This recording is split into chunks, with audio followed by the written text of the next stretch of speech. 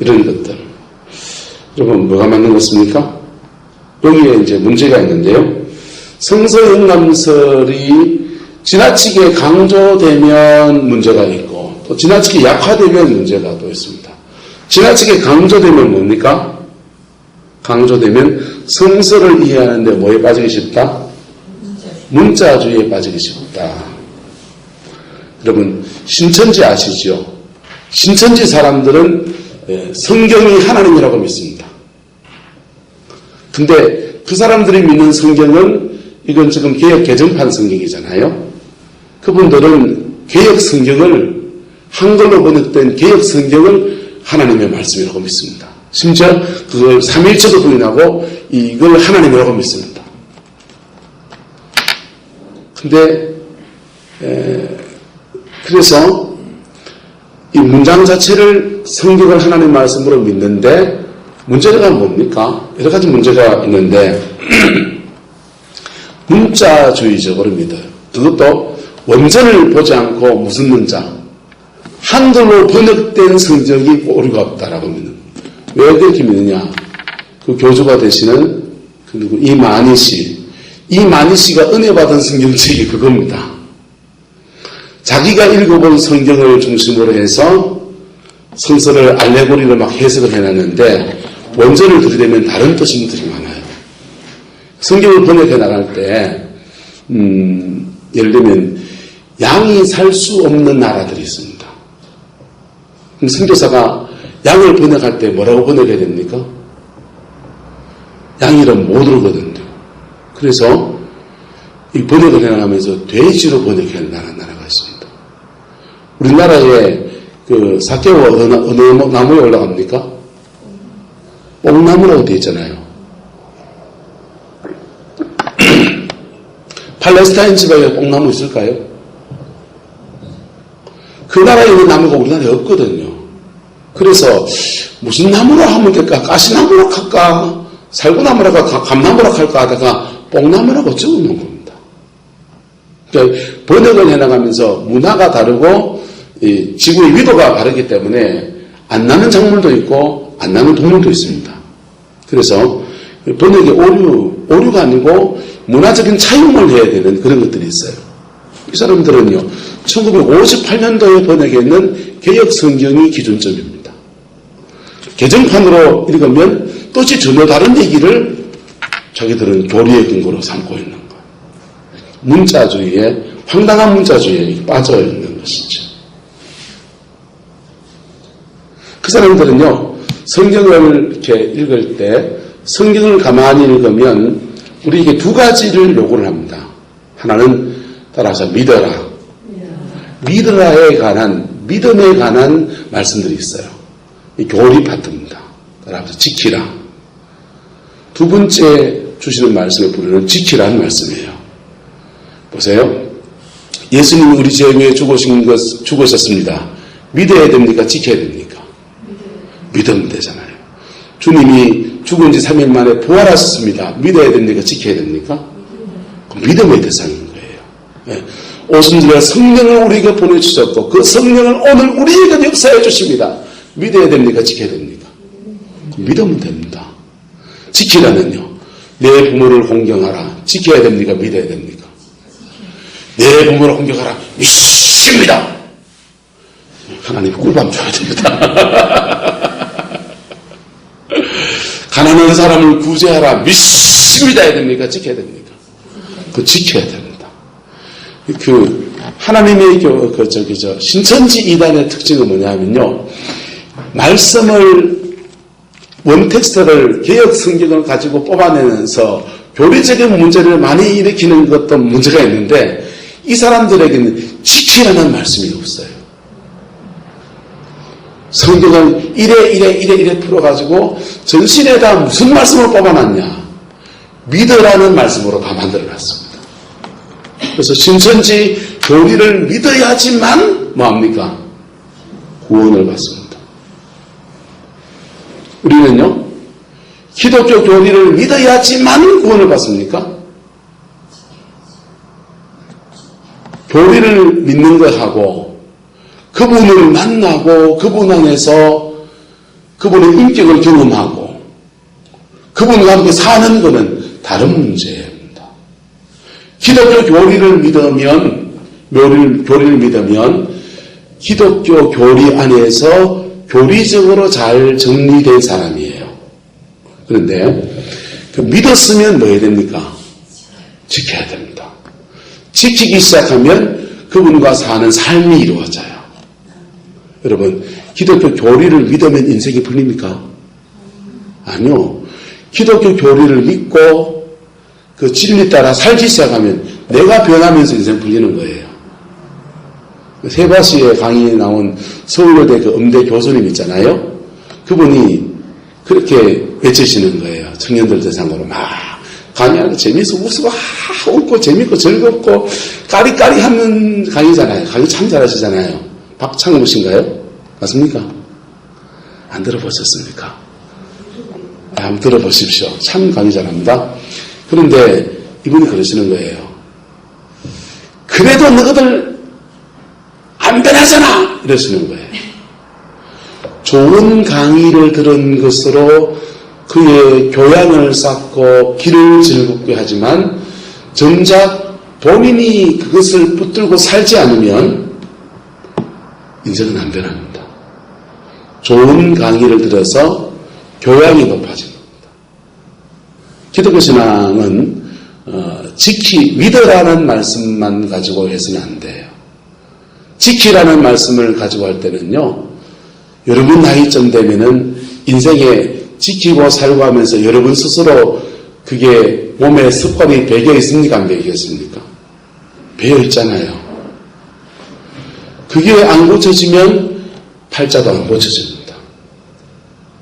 기독교 신앙이 연월일시를 바꾸면 팔자가 고쳐집니까? 기독교 신앙은요, 예수 만나야 팔자가 고쳐지는 거예요. 예수 만나면 왜 팔자가 고쳐지느냐? 예수 만나면 팔자 고쳐집니까? 예수 만났는데 팔자 안 고쳐지는 사람 많이 있습니다. 예수 만나고 자기가 변해서 팔자 고쳐지는 거죠. 정확히 말하면요. 그래서 지키라는 말씀을 신천지 사람은 도외시 해버려요. 그게 그 사람들의 이제 문제입니다. 자, 성서의 감수를 지나치게 강조하다 보면 문자주의에 빠진다는 단점이 있어요. 예수 그리스도의 계승자가 캐톨릭 교회에서는 교황이요, 개신교에서는 성서가 되었다. 성서교황주의라는 것이 등장합니다. 그러나 진정한 계승자는 누구이시다? 성령이시다. 둘째, 성서가 하나님의 말씀의 책됨이 아니라 하나님의 말씀의 육체됨에 말하고 있음을 간과한다. 성서의 감수의 위험성입니다.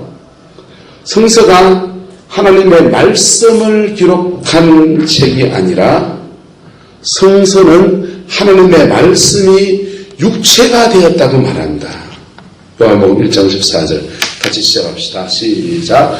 말씀이 육신이 되어 우리 가운데 거하시매 우리가 그의 영광을 보니 아버지의 독생자의 영광이요 은혜와 진리가 충만하더라.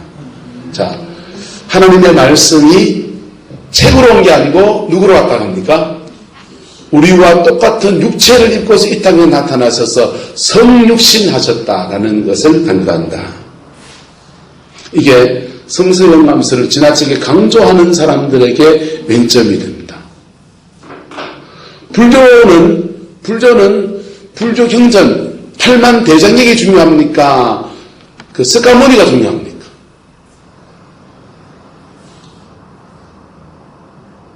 헷갈립니까? 석가모니는 돌아가시고 없고 그가 기록한 8만 대장경은 저장으로 남아있습니다. 뭐가 더 중요합니까? 거기는 8만 대장경이 중요합니다. 8만 대장경을 읽으면서 석가모니를 알아가야 되는 겁니다. 기독교는요, 예수님이 중요합니까? 예수님의 말씀을 기록한 말씀이 중요합니까? 예수도 그분이 더 중요합니다. 동의하십니까? 예수님은 지금도 살아계십니다. 지금도 이렇게 나타나십니다. 지금도 이렇게 말씀하십니다. 성경에 없는 세대, 없는 동네에 가면 하나님이 꿈으로 나타나시고, 환상에 퍽 떠서 나타나시기도 하고, 별 희한하게 나타나십니다. 그 별 희한한 방법으로 당신을 계시고 나타내십니다. 그리고 이 대한민국 21세기라고 하는 새로운 문화 속에 우리가 살아가면서 성경과 전혀 다른 상황들을 우리가 또 많이 살아갑니다. 성경에는 부동산 사는 걸 말하자는데 우리는 이 집을 팔아야 될지 말아야 될지 고민을 합니다. 성경은 대학 보내는 것에 대해서 말씀하고 있지 않는데 우리는 이 대학을 가야 돼, 저 대학을 가야 돼, 차라리 돌아가야 되는가, 재수해야 되는가 그런 고민을 합니다. 디테일한 다른 많은 일들을 고민해야 됩니다. 성경은 이 여자를 택하라 저 여자를 택하라 말하지 않지만 나는 내 앞에 여자가 둘이 있으면 어느 여자를 택해야 될지 고민해야 됩니다. 그런 고민들, 개인적인 고민들에 대해서 하나님은 또 그 개인에게 말씀하실까요? 안 하실까요? 말씀하십니다. 그래서 그는 꿈도 꾸고 기도하다가 환상도 보게 됩니다. 목사님들한테 환상 꿈 꿨는 거 말하면 별로 기분 안 좋게 들으시지만은 꿈을 꾸는데 어떻게 꿈을 끼고 싶어 꿉니까? 꿔집니까? 꿈을 꿔지잖아요.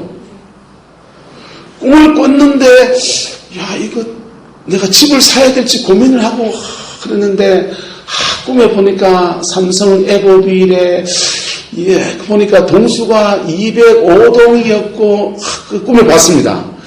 그러면 궁금해집니까? 안 합니까? 이 아파트를 사라는 말인지 이 아파트가 무너진다는 말인지 궁금해지잖아요. 그래서 그 꿈을 어디 가서 해몽을 물어보기도 못하고 찾아 헤매게 됩니다. 그러면 성경 외에 다른 계시를 찾아야 되는 부분이죠. 환상 계시, 꿈을 통한 계시들을 찾아야 되는, 해석을 찾아야 되는 그런 딜레마가 생겨요. 저는 하나님이 종종 꿈을 꿉니다. 개꿈도 꿉니다. 진짜 개가 나타나는 꿈도 꿔봤습니다. 때로는 쥐가 막 들락날락하는 꿈도 꿨습니다. 때로는 용이 뜨는 꿈도 꿔봤습니다. 용이 뜨는 꿈을 참고로 용이 뜨는 꿈을 꾸면은 뭐 해야 됩니까? 이 앞에 영적 전쟁이 치열하다 이런 뜻이죠. 싸워라는 거. 쥐새끼가 막 돌아다니더라고요. 뭐 해야 됩니까? 가난의 영이 역사한다 이런 뜻이죠. 제가 경험해 보면서 스스로 해석을 이렇게 터득해 가는. 누가 가르쳐 주는 사람이 없으니까. 똥꿈을 꿨습니다. 똥꿈을 꾸면은 100% 뭐 하라는 겁니까? 회개하라는 거. 이거 회개하라는 꿈인지 내가 어떻게 알았겠습니까? 내가 회개하고 있을 때 똥꿈 꿨거든. 내가 회개할 거 있는데 이거 회개를 해야 될 게 있는데 하는데 똥꿈을 꿨습니다. 그래서 그날 당장 회개했습니다. 네. 세탁기 빨래 돌리는 꿈 꿨습니다. 뭐 하라는 겁니까? 옷이 쓰라는 거. 옷이 쓰라. 목사가 꾸는 꿈은 좀 달라요. 목사가 꾸는 꿈은 교회를 보여주시는 거거든요. 때로는요. 너네 교회의 영적 상황이 똥 싸야 될 때다. 회개해야 될 때다. 이 말이고. 너네 교회 영적 상황이 옷을 빨아야 되는 시즌이다. 이런 뜻입니다. 제가 꿈을 꿔보니까, 제가 그런 꿈을 꿔보니까 제 스스로 해석하는 방법이 생겼는데, PBM의 강태영 목사님 그 책하고 강의를 들으면서 명확해졌습니다. 그분이 그러시더라고요. 어떤 환상을 봤든지 꿈을 꿨든지 간에 이 순서로 해석을 하라는 거예요. 어떻게 해석을 하느냐? 따라서 지식, 지혜, 예언. 이 순서로 해석하면 오류가 안 생긴다. 첫 번째는 지식. 하나님의 계시인 건 맞는데, 영몽이면 계시인데, 그 계시를 가지고 지식의 은사가 뭡니까? 은사를 강의하지 않으니까. 지식의 은사라고 하는 것은 내가 모르던 것들을 나를 비추어주고 조명해주는 겁니다. 주로 죄나 상처나 내가 지금 어떤 시즌, 어떤 상황에 있는지를 보여주는 겁니다. 지식의 단계에서 보여주는 것이 주로 이렇게 군복 입고 막 뛰고 있습니다. 뭐 하는 겁니까? 뭐 하는 겁니까? 박 목사님. 훈련 받는다는 거잖아요. 그죠? 전투복 입고 막 유격 훈련 막 하고 있습니다. 훈련 받고 있다는 겁니다. 그러면 훈련 받고 있다는 것을 인식하면 거기에 대한 적용이 뭡니까? 이게 적용 파트거든요. 적용. 훈련 받고 있으니까 인내해라는 겁니다. 똥꿈을 꿨습니다. 내가 회개하고 있다라고 주님이 보여주신 겁니다. 그럼 뭐 해야 됩니까? 그 적용은 회개하는 겁니다. 무슨 말이가 되죠? 네. 옷을 막 세탁기가 막 낡았는 세탁기를 가지고 옷을 막 고쳐가지고 물을 넣고 막 다른 사람들은 옷을 막 빨아주고 있습니다. 뭐하는 겁니까? 교회들 정결케 해라. 너네 교회는 지금 정결케 하는 단계에 있다. 보여주는 겁니다. 지식의 단계입니다. 지식에 보여준 것을 잘 적용하는 것이 지혜입니다. 그렇게 적용하면 하나님은 그 다음 걸음을 이끌어 가시고 또 이렇게 할 때에 너희를 이렇게 열어주겠다고 하는 미래적인 부분을 주시는 것이 약속으로 주시는 것이 예언이라는 거예요. 이해됩니까? 이 순서로 밟아가면 항상 계시 앞에서 무엇을 추구하게 되느냐? 따라합시다. 거룩을 추구하게 됩니다. 하나님은 거룩하라고 계속 말씀하시고 거룩함 가운데 하나님의 인도함을 받고 성령의 이끄심을 받고 성령 안에서 살아가는 삶이 펼쳐진다라는 겁니다. 할렐루야. 그렇게 되시길 축복합니다. 이게 그 성경의 제자들도 이렇게 살았다. 항상 현실을 직시하는 한복. 그 속에서 그것을 적용해가는 과정. 적용하면서 성령의 임재가 끊어지지 않고 성령과 함께 살아가는 삶이 되고 그러면서 약속이 이루어지기 시작한다는 거예요. 약속이 뭡니까? 따라합시다. 열매. 믿음의 열매가 맺어집니다. 이 과정을 거치지 않고 예언받기를 좋아하시는 분들 계십니다. 여기 가서 예언받고 저기 가서 예언받고 와 이런 얘기 해주더라 저런 얘기 해주더라. 다 뻥입니다. 하나도 안 이루어집니다. 왜 안 이루어지냐? 그분들의 예언이 틀려서 그럴 수도 있어요. 그런데 예언이 맞아도 뻥입니다. 왜? 적용하지 않으니까. 동의하십니까? 예언받은 거 가지고 자기 삶에 적용하지 않으니까. 때로는 예언자들이, 어떤 예언자들은 굉장히 직관적인 예언자도 있습니다. 직관적인 예언자들은 이거 회개해. 이거 잘못하는 거 고쳐라. 이런 얘기 해줍니다. 그런 예언 받으면 기분 나쁠까요? 기분 좋을까요? 기분 진짜 나쁩니다. 예, 그리고 저도 50이 넘어갔습니다. 50 정말입니다. 저 나이쯤 되면, 여러분들 나이쯤 되면 나도 내 고치려고 앵간히 노력해봤을까요? 해봤을까요? 나도 내 고치려고 앵간히 노력해봤습니다. 이 기도원 가보고 저 기름부음 집회 가보고 이 목사님 만나면 될까 해서 큰 목사님들 해외 목사님들 만나보고 국내 목사님들 만나보고요. 나도 지금 좀 노래 많이 봤습니다. 근데도 요꼬라지 나옵니다. 그런데 성령님은 우리 안에서 말씀하십니다. 우리 안에서 말씀하시기 때문에 우리가 기분 나쁘지 않게 싹 도전하십니다.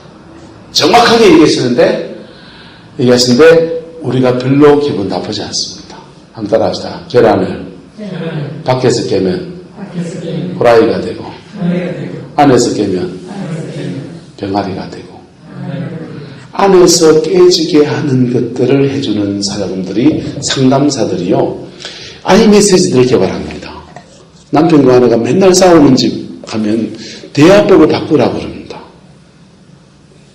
대화법을. 그러면 어떻게 대화해야 되는데요? 당신 말이야, 이 말 하지 말라는 거예요. 나는 당신이 양말을 저다 벗어주면 좋겠어. 청유형으로 말하는 겁니다. 양말 벗어 침대 밑에 던져놓고 하지 말고, 당신은 나이가 지금 몇 살인데 양말을 여기다 벗어놓고 지금 이러지 말고, 나는 당신의 양말을 저기다 벗어주면 좋겠어. 청유형으로 말하는 겁니다. 그게 아이메시지 훈련입니다. 아이메시지를 쓰기 시작하면 목사님들도 방해를 할 때 부드러워집니다. 장로님, 저는 장로님 이렇게 해주시면 좋겠습니다. 장로가 돼가지고 말이야, 그래 처리 안 하고 이래 하지 마시고 말고 장로님이 요거 이렇게 해주면 좀 좋겠습니다. 청유형으로 바꿔서 말하면 대화가 부드러워진다. 할 말 다 할 수 있고. 그런데 청유형으로 말하면 너무 부드럽게 들려서 아무것도 안 해도 되는 것처럼 생각하는 경우가 많습니까, 적습니까? 문제는 거기에 있는 겁니다. 근데 성령님은 우리 안에 들어와 계시잖아요. 우리 안에 들어와 계시면서 우리 안에서 또 다른 나로 아이메시지를 말하기 시작합니다. 보세요. 자, 매일 새벽 기도를 나가시는 분이십니다. 집사님이세요? 아야, 집사님이세요? 안 나가세요. 누가 나가시죠? 자, 박정호 목사님이 매일 새벽 기도를 단을 싸고 밤에 기도합니까? 새벽에 합니까? 밤낮으로 하신답니다. 밤낮으로 새벽마다 밤마다 밤에 주야 부르짖 치라고 새벽에 주야 하면서 조용히 기도하면서 이렇게 기도를 합니다. 그런데 몸도 피곤하고 곤비하고 지치기도 하고 막 이제 어느 날 땡땡이를 치기 시작합니다. 땡땡이를 탁 치고 있으면 하룻밤은 잘 넘어갑니다. 그 다음 날 되면은 왠지 마음에서 그 시간에 이상하게 깨집니다. 깨지고는 마음에서 계속 이런 마음을 합니다. 새벽 기도를 가야 썩었는데, 새벽 기도를 가야 썩었는데, 이런 마음이 자꾸 올라옵니다. 지가 생각하는 겁니까? 성령님이 주시는 마음입니까? 성령님이 주시는 겁니다. 성령님이 그에게 자꾸 감동과 감화로 말합니다. 감동과 감화로 지시적인 언어로 말할 때는 하나님의 음이 강권적으로 들렸다 이런 표현을 쓰는데요. 감동되었다라고 할 때는요, 우리 마음에 나로 말씀하신다는 거예요. 할렐루야. 나로 말씀하신다. 나로 말씀하시는데 꿈으로 보여질 때는 이렇게 환상처럼 그림으로 보여져요. 상황을 연출의 상황처럼 보여집니다. 그럴 때 해석할 때 지시, 지혜, 예언 순서로 해석하시기를 축복합니다. 그러면 오류에 빠지지 않습니다. 그리고 이렇게 해석하면 자신이 계속 거룩함으로 계속 끄시는 하나님의 역사를 경험하게 돼요. 그리고 정결해졌기 때문에 복이 오고 거룩함 가운데 있기 때문에 성령의 임재가 끊어지지 않고, 그래서 내가 변했기 때문에 팔자가 고쳐지는 겁니다. 기름 부음 백날에 보십시오. 팔자 고쳐집니다. 안 고쳐집니다. 그 기름 부음 안에서 살아갈 때 팔자가 고쳐지는 겁니다. 자, 성서행감설 하다 얘기했는데, 성서행감설을 이렇게 지나치게 강조했을 때의 문제점은 문자주의에 빠질 수 있다. 두 번째, 성서가 하나님의 말씀의 책이 아니라 하나님의 말씀이 육체가 되어서 우리 가운데 나타나신 것을 예수 그리스도를 증거하고 있다는 데 대해서 놓칠 수 있다. 이게 단점이에요. 거꾸로 성서행감설을 반대하고 부정하는 사람들의 단점은 뭡니까? 다 빼보더니 앞장은 그 장밖에 안 남았더라. 앞장은 그 장밖에 안 남았더라. 자유주의 신학의 문제였고요. 그 다음에 그 자유주의 신학이 유럽을 초토화해서 유럽에 지금 기독교가 3% 정도밖에 안 됩니다. 그것도 흰머리 소년들만 남았습니다. 미국의 미국의 자유주의 신학이 들어갔더니 신학적으로 싸움이 펼쳐졌어요. 불성 신학교와 샌프란시스코 신학교가 싸움이 시작됐고요. 이게 싸움이 시작돼서 치열하게 싸웠어요. 싸워서 미국 신학교는 자유주의 신학교가 있고 복음주의 신학교 양분돼서 이렇게 지금 돌아가고 있어요. 한국교회는 자유주의 신학이 들어왔다가 판판이 깨져나갔습니다. 아까 말한 이유 때문에. 그래서 자유주의 신학이 이렇게 들어왔을 때 신앙의 근간을 해치는 그런 단점이 있고요. 그리고 성경 외에 다른 계시들, 그러면 성경 외에 다른 계시들을 이렇게 주장하게 돼요. 대안으로. 자연계시 영역을 많이 주장하게 되는데, 그게 이제 걸러지지 않는 자연계시들이 강조되다 보니까, 신학교 내에 여러 가지 논란이 자꾸 생기는 겁니다. 지금, 한국교회 지금 대단히 직면한 문제 중에 하나가 동성애 합법화의 문제입니다. 한국 사회가 겪고 있잖아요. 동성애가 신학 안에서는 어떻게 논의가 되어야 되느냐? 어떻게 논의가 되어야 됩니까? 이 교단에서는 저희는 통합정보사예요. 저희 교단에서는 동성애 반대를 위해서 서명단을 지금 교회만을 받고 있어요. 저도 그걸 동의합니다. 신학을 공부하고 있는 제 아들놈하고는요, 싸우고 있습니다, 제가. 동성애에 대한 성경의 다른 해석을 할 수 있다라고 주장하는 측과, 그것을 할 수 없다라고 하는 내 같은 사람하고 신학 안에서는 싸움이 펼쳐지고 있어요. 이게 자유주의 신학이 가지고 있는 명점이죠. 성서영합서를 부인하는 사람들의 입장에서 나온 해석들이 교계를 이렇게 들어와 있어서 그것들과 부딪히면서 이런 문제가 생기고 있습니다. 그래서 지나치게 강조하는 것도 문제가 있습니까? 없습니까? 문제가 좀 있습니다. 지나치게 강조하면서 다른 계시들을 부인하게 만들어버립니다. 그런데 실제로는 하나님 다른 계시도 사용합니까? 안 합니까? 다 사용하시거든요. 자연계시도 사용하시고 역사계시도 사용하십니다. 그런데 성서계시를 통해서 우리에게 주시고자 하시는 그 놀라운 것들을 자유주의 신학은 그까지도 다 버려버리는 그런 우리를 범하고 있고, 그래서 D입니다. D 파트. 자, 이 페이지까지만 끝내보실까요? 정통주의와 자유주의를 뛰어넘는 바르트의 삼중적 말씀 계시. 자유주의는 성서를 난도질 해버렸어요. 성서를 문헌 비평, 역사 비평, 자료 비평 해가지고 성서가 기록된 구약성경 같은 경우에는 모세오경 같은 경우에 함모라비 법전을 많이 인용했다라고 주장을 했습니다. 그러면 중앙아시아나 저런 데 가보십시오. 거기 가면은 노아의 홍수 같은 홍수설화가 있습니다. 그 홍수가, 그 사람들은 그 홍수가 일어나고 방주에 들어갔다고 얘기해요. 그 방주에 들어갔는데 그 방주가 머무른 산을 중앙아시아나 카자흐스탄 이런 쪽에, 타지키스탄 쪽 사람들은 어느 산에 머물렀다고 믿느냐 하면, 우리는 어디에 머물렀다고 믿습니까? 아라라산에 머물렀다고 하잖아요. 그 사람들은 파미르 고원에 머물렀다고 믿습니다. 그리고 파미르 고원에서 인류가 다시 발견해가지고 자기들의 조상이 되었다라고 생각해요. 그래서 성서, 구약 성경은 주로 중세 근동 지방이나 또 함모라비 법전이나 이런 데서 따서 이렇게 많이 썼다라고 자유주의자들은 비평을 하고, 신약성서 같은 경우에는 로마 제국과 그 유대 문화와의 부딪힘들 속에서 이걸 이제 풀어내려고 하는 그런 견해들이 이렇게 등장하는 거죠.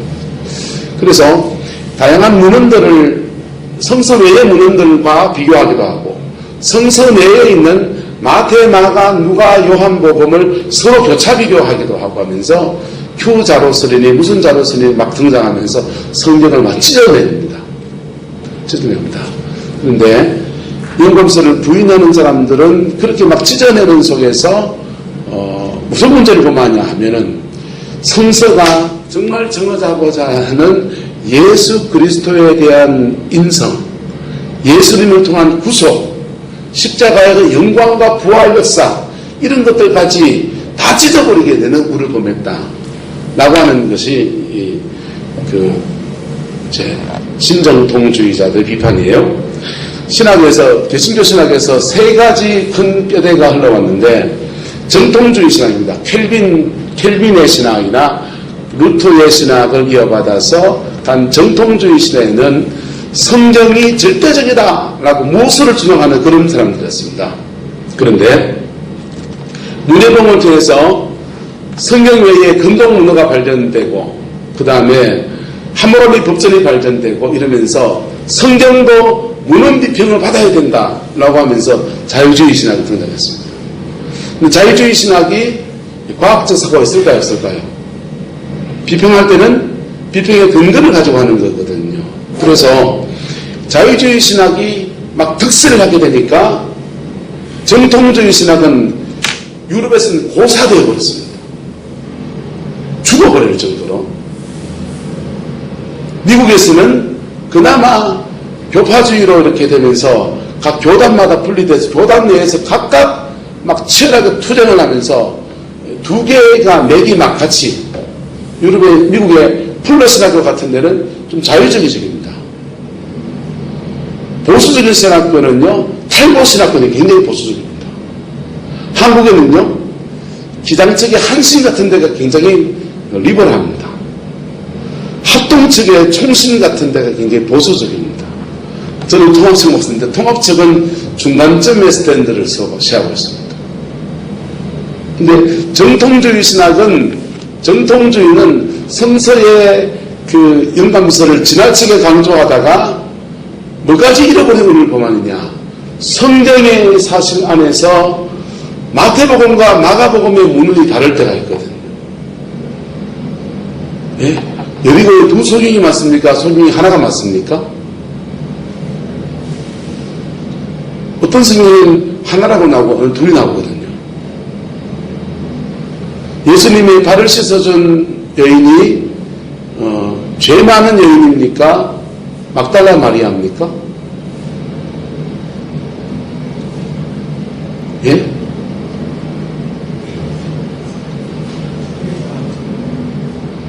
막달라 마리아가 죄 많은 여인입니까? 아니면 그러면 예수님의 향유에 발을 씻어준 여인이 죽은 나사로의 누이 마리아입니까? 죄 많은 여인입니까?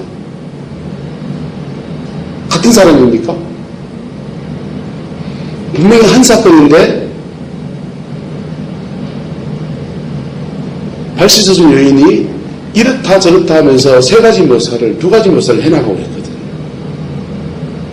예수님이 성전을 정결케 하신 것이 예수님의 사역 초기입니까? 말기입니까? 요한복음에서는 초기로 나오고요. 마태마가 누가에서는 말기로 나옵니다.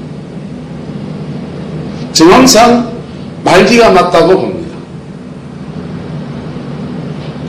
이런 것들이 이제 성경 내의 문헌들, 성경 내부 안에서 이렇게 충돌하는 지점들입니다.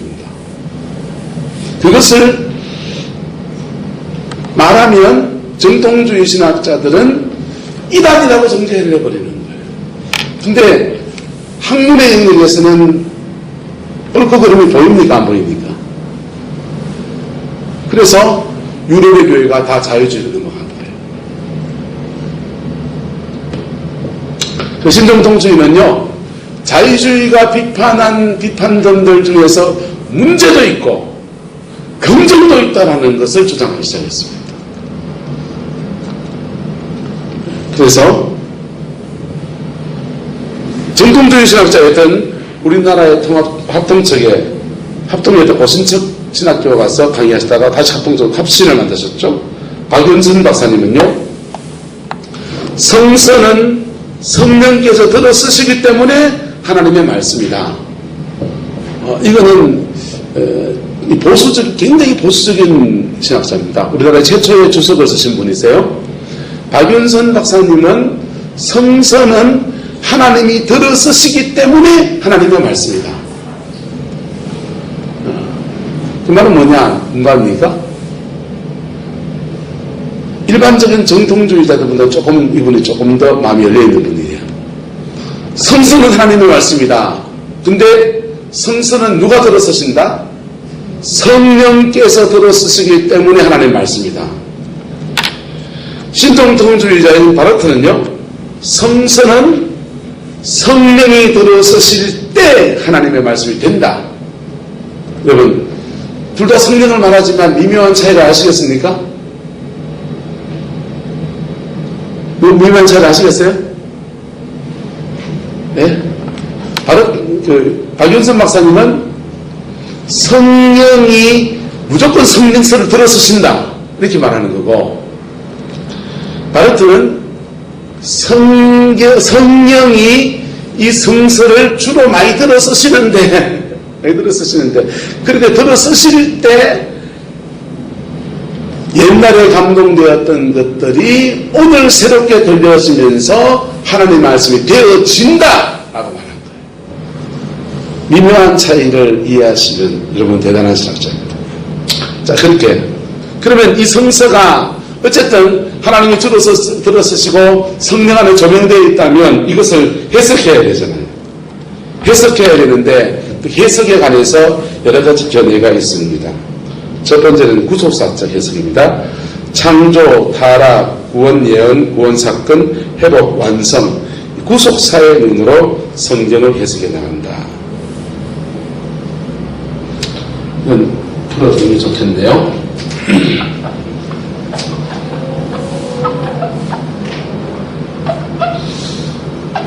앞으로 이거는 계속 많이 듣게 될 겁니다. 저뿐 아니라 다른 사람들을 통해서도 계속 이런 의식은 많이 듣게 될 겁니다.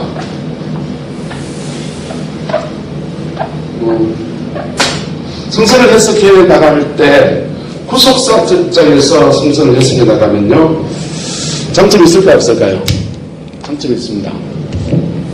장점이 있습니다. 요것만 하나도 제대로 머리에 들어도 오늘 오버시간 강의는 굉장히 유익할 거라 생각합니다. 하나님의 창조는 완성되었습니까? 완성되지 않았습니까? 창조는 완성되어 있었습니다. 완전했습니다. 첫째 날부터 하나님이 쭉 만드시고 모든 만물을 다 보시기에 좋았더라 했습니다. 그리고 완성된 피조 세계를 에덴이라고 했습니다. 에덴이라고 했어요. 근데 이 창조된 세계가 타락이 시작됐습니다. 타락은 누가 먼저 시작했습니까? 뱀이 하와에게, 하와가 아담을 통해서 타락이 시작됐습니다. 타락한 세계가 에덴에서부터 쫓겨나잖아요. 추방됩니다. 징벌이 시작됐습니다. 징벌의 역사가 쭉 이렇게 되다가 구속이 시작됩니다. 십자가 사건이 일어났습니다. 구속하신 세계가 다시 뭐가 되어야 됩니까? 다시 에덴이 되어야 됩니다. 뭐가 되어야 된다고요? 다시 에덴이 되어야 됩니다.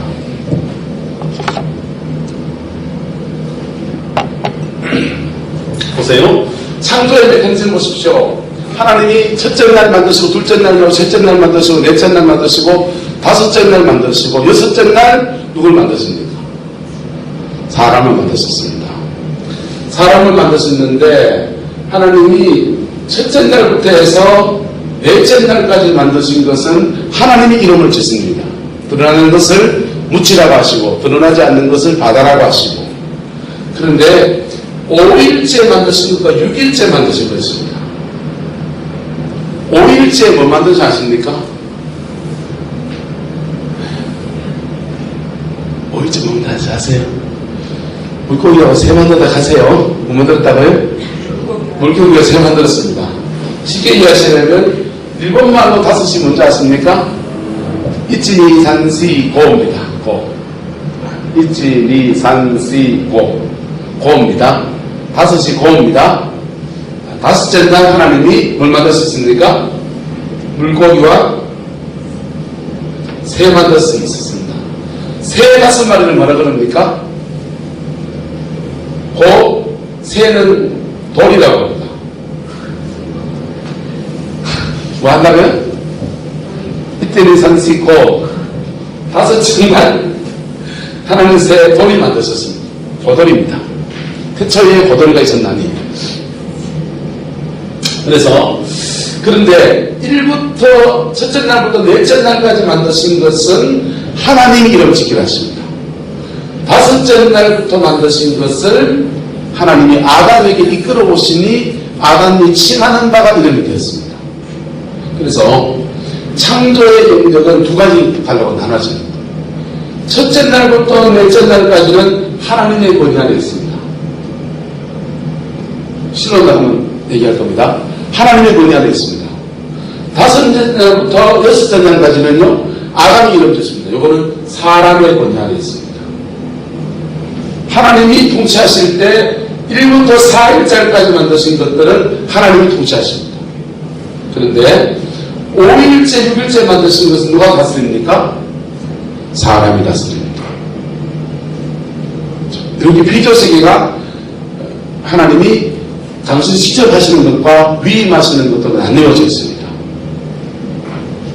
그런데 하나님이 이것들을 사람이 이것들을 다스리는데 타락했습니다. 타락했더니 각각 저주를 이렇게 받게 됐어요. 저주를 받고 이 에덴에서 어떻게 됩니까?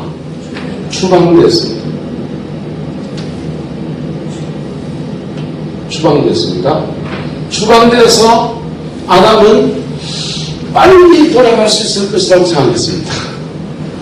긴 세월이 걸려서 예수님이 오실 때까지, 구속될 때까지 꽤 많은 시간이 지나서 구속의 역사가 펼쳐져 있습니다. 예수님이 십자가에 죽으시고 부활하셔서 우리를 구속하셨습니다. 복음주의 신학은 이 구속에다가 초점을 많이 둡니다. 구속. 그런데 구속 이후를 잘 다루지 않아요. 구속 이후를. 루터교는 칭의를 강조하는데 예수님을 통한 구속을 강조하는데 구속 이후에 이 에덴의 회복이라는 부분을 간과합니다. 혈민주의도 마찬가지입니다. 복음주의는 십자가를 통해서 부름받은 그 구속을 강조합니다. 구속받은 사람은 따라 신인류입니다. 따라서 구속받은 사람은 신인류입니다. 다시 그의 에덴을 만들어가야 합니다. 그러면 구속 이후의 삶이 있는 거예요. 구속 이후의 삶이. 십자가 신학 중요합니다. 저도 중요하게 생각합니다. 십자가 신학 이후에 성령 안에서 우리가 하나님의 은혜와 우리가 다스리는 능력 가운데서 펼쳐가야 될 일들이 동일하게 있는 겁니다. 할렐루야. 그래서 이런 도시 안에서 구속사적 흐름 안에서 성경을 이렇게 해석해 나가는 거예요. 구속사적 흐름에서 구속사적 흐름 안에서 성경 해석해 나갈 때 어떤 사람들은 이것만을 지나치게 강조합니다. 강조할 가치 있습니다.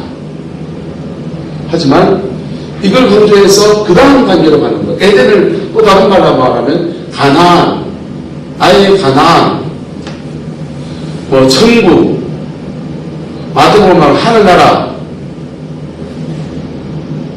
요한복음은 영생, 이게 다 에덴에 가는 얘기입니다.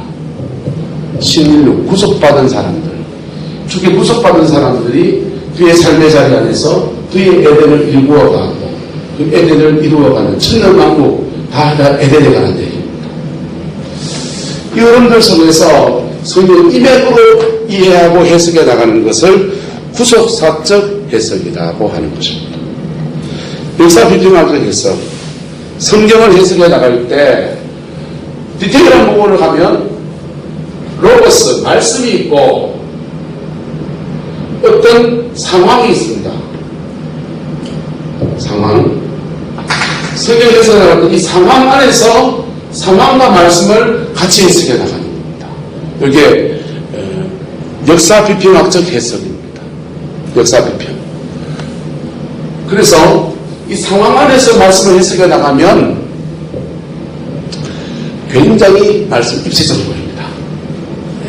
와, 하나님 이런 뜻이었구나 깨닫게 되는 역사였습니다. 창세기 15장에 보면은 하나님과 아브라함이 언약을 맺는 게 나옵니다. 언약을 맺는 게 나오는데 저 옛날에 평신도 때 그 용문산 기도원 그 주신 분에게 가르침을 받았어요. 그분이 그걸 해석하면서 이렇게 해석하시더라고요. 그 하나님이 소와 뭐 양하고 이런 걸 진석을 놓고 쪼개놓고 주님이 쪼갠 고기 사이를 지나가시더라 이렇게 됐거든요. 그분이 그러시는 거예요. 아브라함이 소를 쪼개놓고 양을 쪼개놓고 그랬는데 비둘기가 있거든요. 비둘기가 있는데 비둘기는 안 쪼갰다. 새는 안 쪼갰다는 거예요. 그래서 하나님이 이 짐승을 쪼개놓으면 이렇게 다리게 넣고 다른 쪽에 넣고 머리 있고 이렇게 쪼개 있었잖아요. 쪼갠 고기 사이를 이렇게 쫙 불이 지나가는데 새는 안 쪼개졌다는 왜 새는 지나가지 않았을까? 그래서 이분 말씀이 그래요. 비둘기는 안 쪼갠 것은 회개하지 않았다 하면서 회개하지 않은 재물은 하나님의 불이 안 내린다. 제가 아멘 그랬습니다. 그분은 신앙이 너무 좋으신 분이시죠. 근데 해석을 잘못한 겁니다. 고대 근동의 괜찮아요. 이제 마지막 편입니까? 고대 근동의 역사를 이해하면 이게 해석이 됩니다. 고대 근동에 은약식을 치를 때 요즘은 공정하잖아요. 그죠? 이 건물을 계약하고서 등기소에 공정할 수 있습니까? 없습니까? 이 건물을 샀다고 합시다. 공정해야 됩니까? 안 해야 됩니까? 공정해야 되죠. 등기소 신고하고 공정해야 되잖아요. 근데 이렇게 공정을 할 때 누구의 권위를 의지하는 겁니까? 나라라고 하는 법치국가니까 나라라는 권위를 의지해서 우리가 공정을 하잖아요. 이 아브라함 당시에는요, 무법천지입니다. 나라도 개념도 없고 민족 개념도 제대로 아직 형성되지 않은 때입니다. 그러니까 그리고 그 지역, 자기가 살던 지역을 벗어나면 국제관계라는 것이 룰이 없는 때입니다. 무법천지입니다. 그래서 그런데도 국제관계라는 조약이 일어나거든요. 그럴 때 그들이 섬기는 신을 두고 맹세를 했어요. 그래서요, 내가 만약에 유성숙 목사님하고 제가 언약을 맺습니다. 언약을 맺고 한 학기 동안에 4번 강의를 하게 했거든. 4번 강의를 이렇게 하고 강의를 할 때 성실히 강의해 주시면 제가 소정의 강사를 드리겠습니다. 약속을 맺었습니다. 약속을 안 지키면 못 잘라야 되는 겁니다. 그러면 이제 서로 이제 언약을 공정을 하자는 거죠. 공정을 하는데 이 고대 사회에는 짐승을 잡아놓고 신의 이름을 걸고 맹세를 하는 겁니다. 소를 잡아가지고 양쪽을 쪼개놓고 두 사람이 이렇게 걸어갑니다. 언약을 맺은 두 사람이 걸어가면서 이렇게 말하는 겁니다. 내가 당신하고 한 약속을 성실히 이행하겠습니다.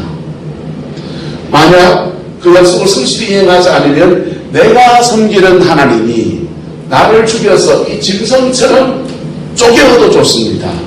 내 목숨을 겁니다. 라고 맹세를 합니다.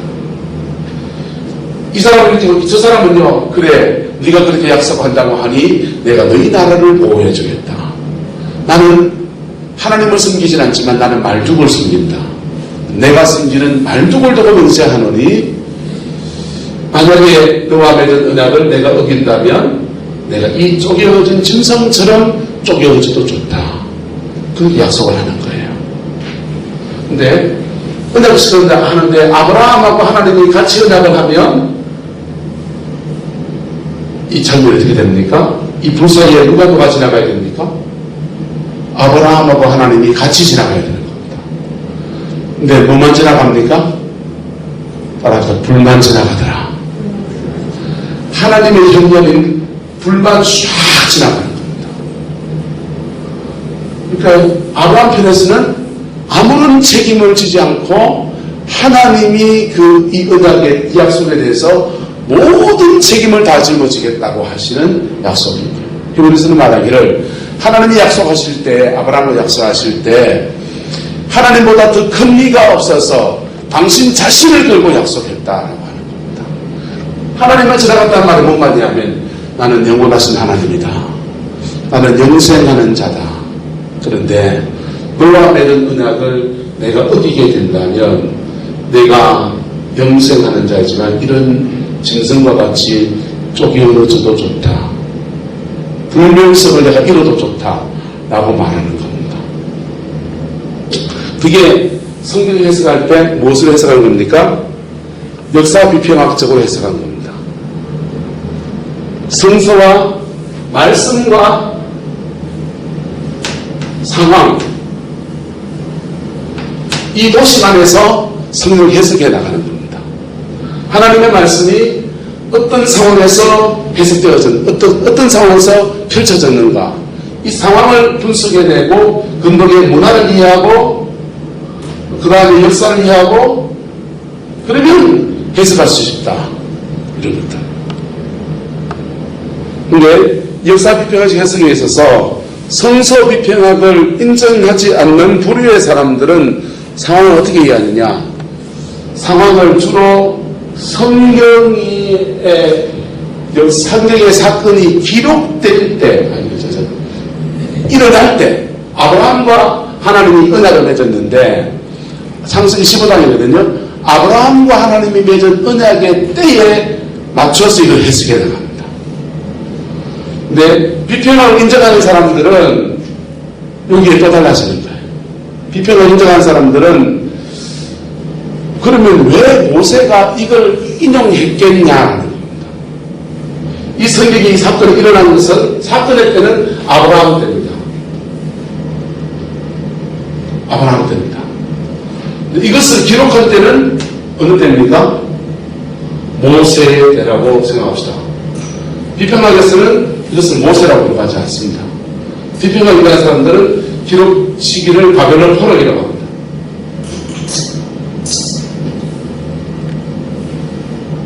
바벨론 포로기에 저술가들이 이것을 취합했다, 편집했다고 했습니다.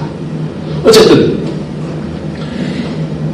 역사 비평학을 수용하는 사람들은, 수용하지 않는 사람들은 아브라함과 하나님 사이에 일어난 사건으로 그것을 이해해 나갑니다. 공동의 문화로.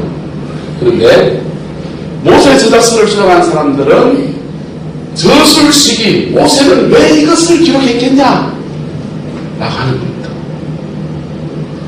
그리고 바벨론 포로기를 지나간 사람들은 3. 바벨론 포로기 때 왜 이것을 굳이 성경의 쓰고 사건 속으로 집어넣었을까? 편집해 넣었을까? 아브라함과 일어난 하나님과의 일들이 여러 가지가 많을 텐데 그 중에서 왜 이것을 굳이 집어넣었을까? 보세요. 이때도 상황이 있습니까? 없습니까? 이때도 있습니까? 없습니까? 있거든요.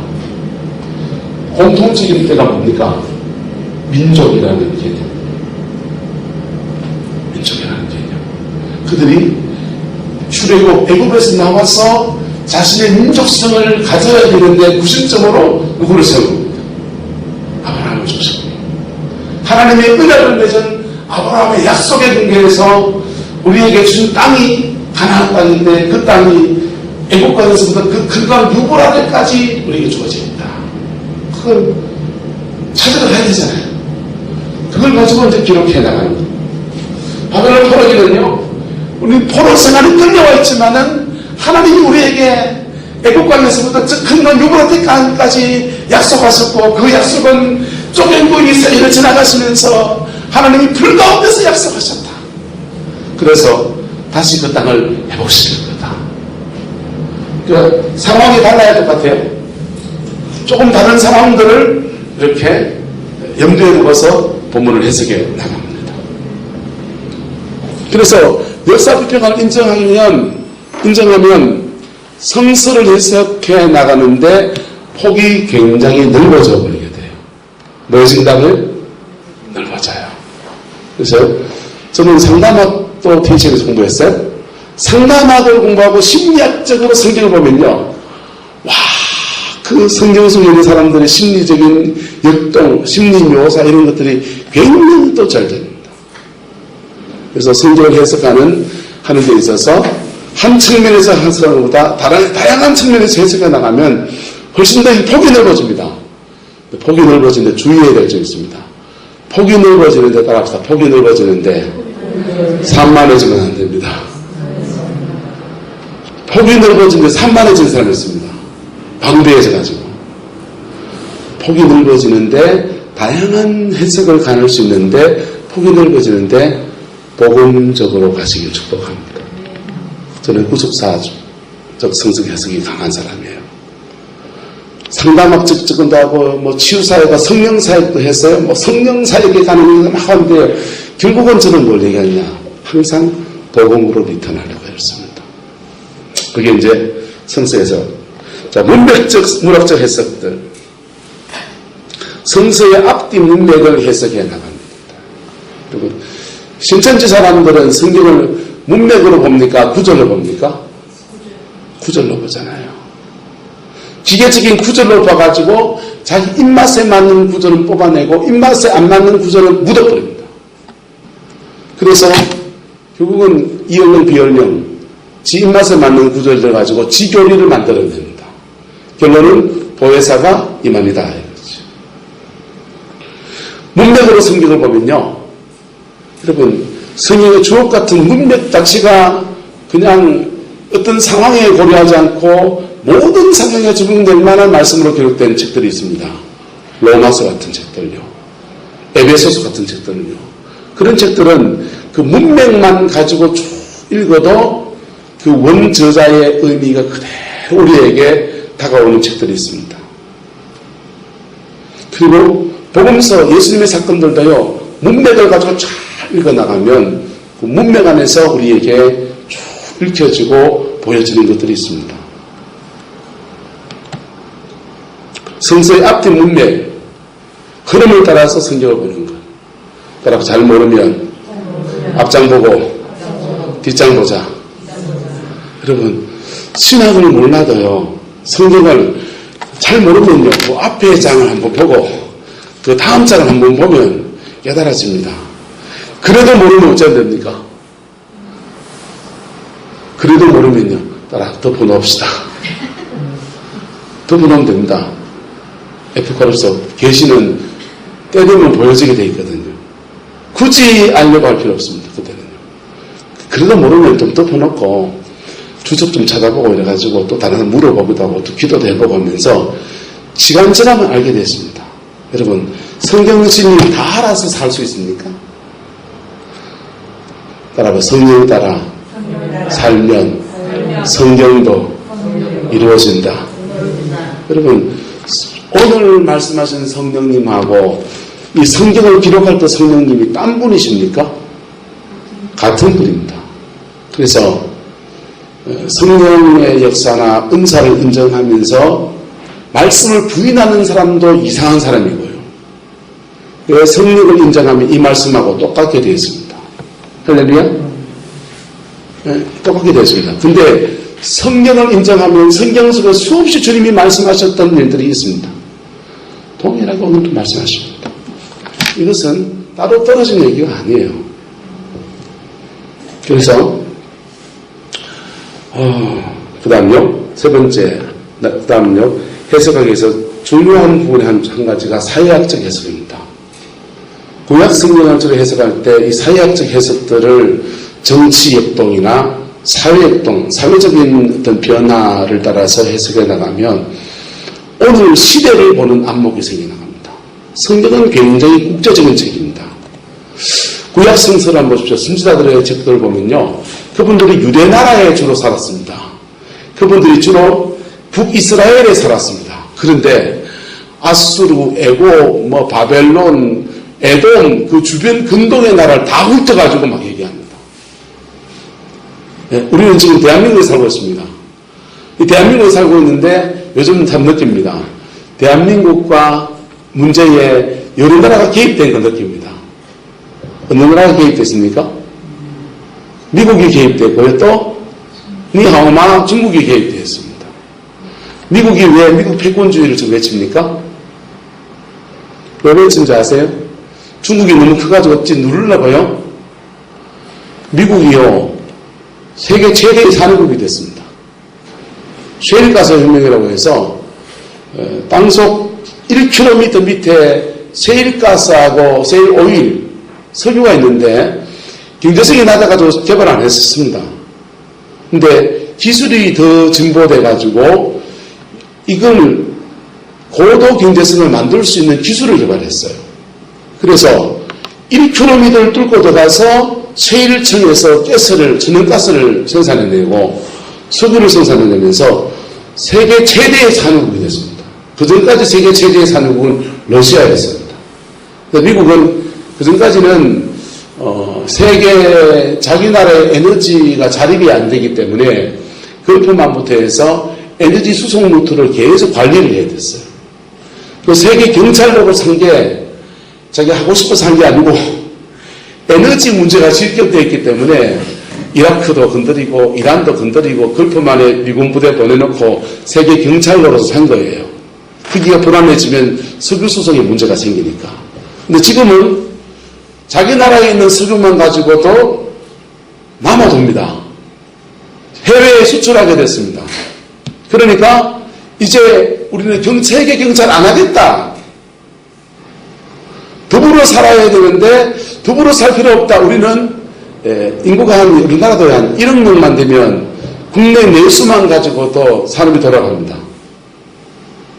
미국은 국내 내수만 가지고도 산업이 돌아갈까요? 안 돌아갈까요? 안 돌아갔습니다. 뭐 때문에? 석유 때문에. 우리나라는 국내 내수만 가지고 사업이 안 돌아갑니다. 왜? 에너지는 다 수입해 와야 되잖아요. 그리고 콩 같은 거, 옥수수 같은 거, 사료작물을 다 수입해 와야 되거든요. 그래서 대외 수입을 해오고 또 해갖고 만들어서 팔고 이렇게 무역을 통해서 사는 나라가 우리나라예요. 근데도 대한민국에서 섬나라쯤 살다 보니까 완전히 지금 깡통이 돼가지고 우물한 개구리가 됐습니다. 나라 사람들이. 독재 정권들이 그랬고 자꾸 우면화시켜놔서 국민들을요. 국제적인 안목을 못 가지게 만들어놨어요. 국제적인 안목을 가져야 됩니다. 그래서 그런 사회를 보는 시야, 국제적인 관계를 보는 시야, 구약 성경을 사역적 해석을 가지고 보면 이게 보입니다. 그 시야를 가지고 세계에서 쫙 펼쳐놓고 보면 이 세상이 보입니다. 하나님이 이 세상을 어떻게 움직여가시는지 봅니다. 어떻게 움직여가시느냐. 전 판넨베르가 말한 역사 계시를 믿습니다. 진짜 믿습니다. 역사 속에서 하나님이 움직여 가시는 것들을 봅니다. 어떻게 하시느냐. 하나님의 백성들에게 기회를 주시고요. 하나님의 백성들이 거룩함에 이르면 그들을 통해서 선조적인 자원을 끌어쓰시고 온 열방 가운데에서 정직인 나라를 삼으시고 그러기 위해서 세계도 막 열어주시는 분이 하나님이세요. 여러분을 그렇게 열어줬더니 한번 잘해보고 열어줬더니요. 그 사람들이 남아프리카 공화국 가서 흑인들 잡아다가 노예로 잡아서 자기 나라에 와서 써먹고 미국에 팔아치우고 프랑스에 팔아치우는데 이 프랑스 사람은 얼마나 악독한지요. 하나님을 섬기는 사람이 맞는가 싶어요. 프랑스 사람들은 자기 나라가 프랑스 대혁명을 치르려고 제국주의가 늦게 되었습니다. 그랬는데 남미 쪽을 가서 IT라는 나라를 자기가 차지했습니다. IT에 가보니까 아메리카 인디언에 말씀은 안 되죠. 인도 사람이 아니잖아요. 아메리카 원주민들이 있는데 우리하고 피부가 똑같은 사람들입니다. 미국 스미소니언 박물관에 가면 아메리카 원주민들이 살았던 사람들이 있습니다. 그 사람들 상투 틀고 있고요. 집신 신고 있고요. 심지어 갓 쓴 거 나오고요. 예, 머리에 쪽두리 두르고 있고요. 윷놀이 하고요. 자치기 놀이 하고요. 구슬 따먹게 하고요. 누굽니까? 그 사람들을 점치는 사람들을 뭐라고 그랬냐? 다 맞춤이라고 그랬습니다. 다 맞추는 거 뭡니까? 다 맞춘다는 말이잖아요. 하가를 뭐라 그러냐? 다 그리어.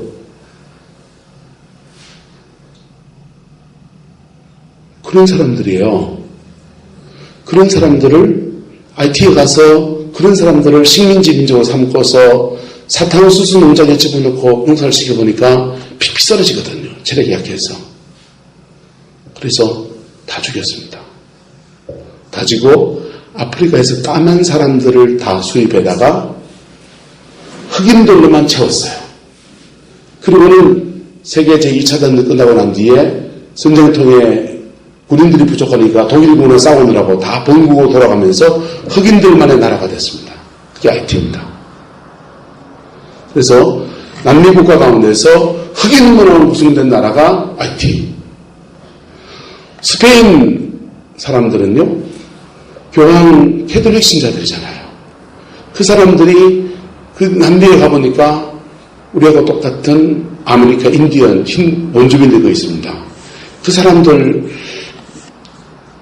면화밭에 집어넣어서 면화 따게 하고 사탕수수 농사를 지어서 황금작물이 사탕하고 면화했거든요. 설탕하고 면화했다고요. 그래서 농장에 강제노동을 시키니까 체력이 약해서 혈압이 픽픽 떨어지는 겁니다. 이걸 체력을 좀 강화시킬 방법이 없나 해서 아프리카 흑인들을 잡아와가지고 노예 삼아가지고 강제로 결혼을 시켰습니다. 그래서 혼혈을 만들었어요. 남미 사람들의 주요 인종은 흑인하고 황인종하고 혼혈이 된 사람들입니다. 코카서스 인종이라는 새로운 인종을 만들어놨어요. 그리고 그 사람들 중에 좀 예쁜 사람들은 저거첩을 삼았습니다. 백인하고 사이에 혼혈이 나옵니다. 그래가지고 라틴 아메리카나 이런 데 가면은 완전히 인종 전시장을 만들어놨습니다. 그 동네 가면요, 음란행이 얼마나 강한지요. 중남미 선교사 가려고 했기 때문에 갔다 왔거든요. 중남미는요, 음란행이 얼마나 강한지요. 그 민족 전통 안에서 이래 결혼시키고 저래 결혼시키고 막 이래 덮치고 저래 덮치고 하면서 막 사단의 역사가 음란 가운데 그렇게 많은 역사입니다. 예수 믿는 사람이 할 짓입니까? 안 믿어도 그러면 됩니까? 안 됩니까? 안 믿어도 그러면 안 되는데 예수 믿는 것들이 거짓거리를 해놨어요.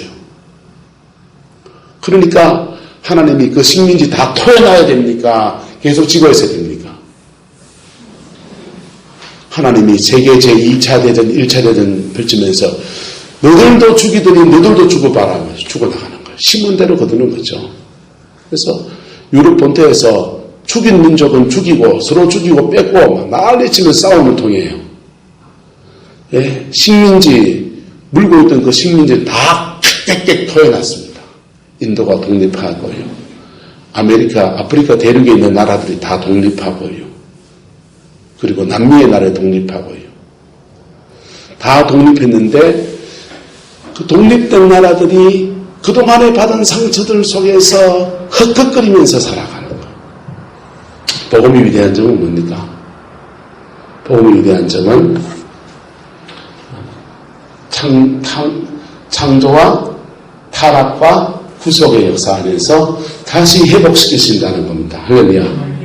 다시 회복시키시고 회복된 그 사람들을 통해서 신인류를 삼고 그들을 다시 에덴을 만들어가는 하나님의 종들로 보내신다는 거예요. 보내신다는 거예요.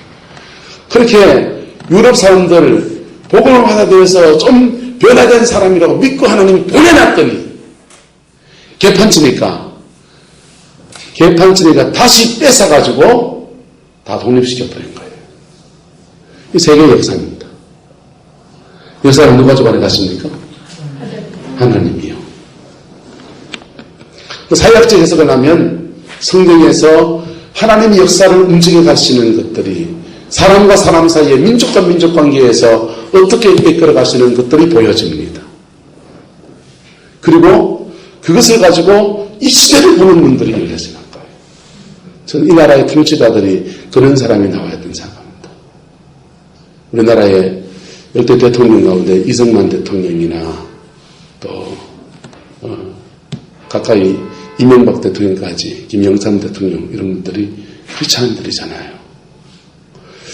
어떤 분들은 그러더라고요. 한교안 지금 대표가 당대표가 다음 대통령이 됐으면 좋겠다. 저는 가슴이 철렁합니다. 성서를 볼 때 하나님의 눈으로 시대를 볼 줄 모르는 사람은 그 자리에 올라서면 안 돼요. 역대 대통령들이 하나님의 눈으로 역사를 바라보고 사회를 바라보는 눈이 없는 사람들이 그 자리에 올라서 가지고요. 예. 기독교의 이름을 가지고 얼마나 하나님 영광 가려했는지. 저는 김영삼 대통령 이 말에 참 가슴이 아파요. 그분이 그렇게 말해요. 저는 나는 장로인데 하나님 방법으로 정치하는 거는 내가 못 배웠다. 내 방법으로 정치한다. 여러분, 하나님 방법으로 정치하는 법을 배워야 됩니다. 할렐루야.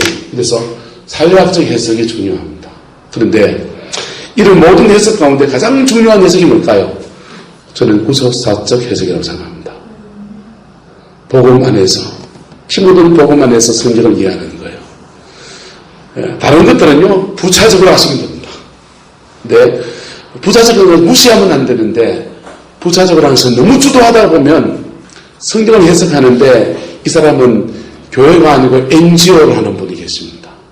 인권운동을 하시고, 또 사회운동을 하시고, 노동운동을 하시고, 좋습니다. 선한 일입니다. 그런데 복음하고 관계없이 그 일을 한 사람들은요, 결론은 뭐냐? 사람을 못 바꿉니다. 뭘 못 바꾼다고요? 사람을 못 바꿉니다. 사회운동에서 잘 살게 하는 운동을 할 수 있습니다. 임금을 더 받게 하는 운동을 할 수 있습니다. 그런데 사회적 불평등을 해결할 수 있지만은 사람을 못 바꾸면 탐욕스러운 인간을 만들어 놓습니다. 복음은 사람을 변화시킵니다.